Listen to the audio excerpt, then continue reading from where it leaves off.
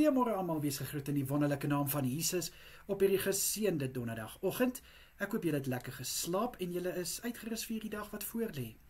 Nou vandag wil ek 'n bietjie met julle gesels oor Daniël. Nee, ek gaan nie praat oor Daniël in die leeukuil nie.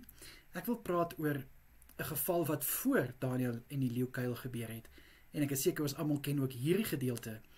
Dit is waar Daniël se 3 vriende, Shadrach, Mesach en Abednego, daar is sy. Het ek nou gesukkel om hierdie name uit te spreek. Kyk, ek seker julle gaan saam met my stem, hier's baie name in die Bybel wat moeilik is om uit te spreek, maar ek het dit reg gekry. Glo ek. Nou hierdie 3 vriende van Daniël was voor die koning gebring, koning Nebukadneser.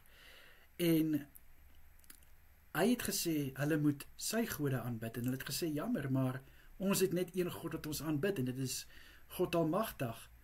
En hulle is toe in die vuuroond gegooi. En hierdie vuuroond was 7 maal warmer gemaak as wat hy oorspronklik was, tot as die mense wat hulle gevange gevat het, en hulle in die vuuroond gegooi het, naby die oond kom, het hulle dood gegaan. So erg was die vlamme. Maar hier is die wonderwerk wat gebeur.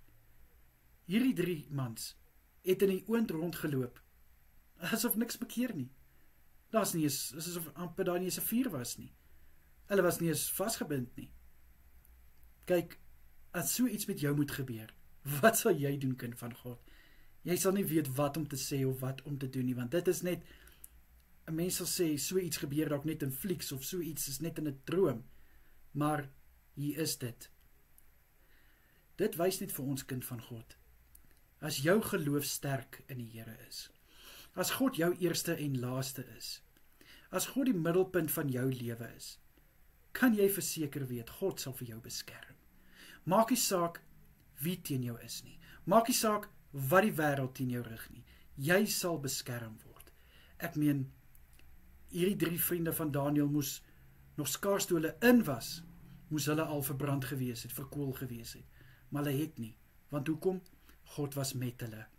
Soos die mans gesê het, maar daar is 'n 4de persoon wat saam met hulle rondloop, en dit lyk soos een van die gode. Dit wys net, God se engele is met elkeen van ons.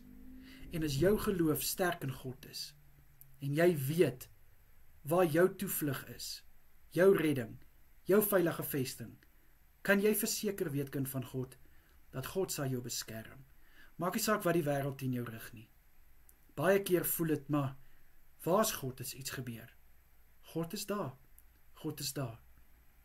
So ek wil vandag net vir jou hierdie bemoedigende boodskap gee, om vir jou te sê, daar mag baie teen jou wees, maar weet net, wanneer God vir jou is, maak dit nie saak wie teen jou is nie, want jy is deel van 'n koninkryk wat onwankelbaar is, 'n koninkryk wat sal staande bly tot in alle ewigheid. God kyk uit vir jou, kind van God.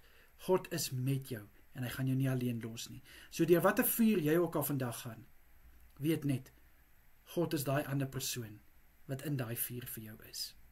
Kom ek bid vir ons. Vader, ek bid dat ons nooit sal twyfel in U nie, Here. In die goedheid, in die guns, in die beskerming, bid ek dat ons nie sal twyfel nie. Dat ons sal weet, U is met ons. U sal ons nie los of verlaat nie. Ek bid in Jesus naam, dat ons vertroue altyd, maar altyd op U sal bly en op U sal wees. In Jesus Christus naam is dit my gebed. Amen en amen. Lekker dag vir julle elkeen verder. Totsiens.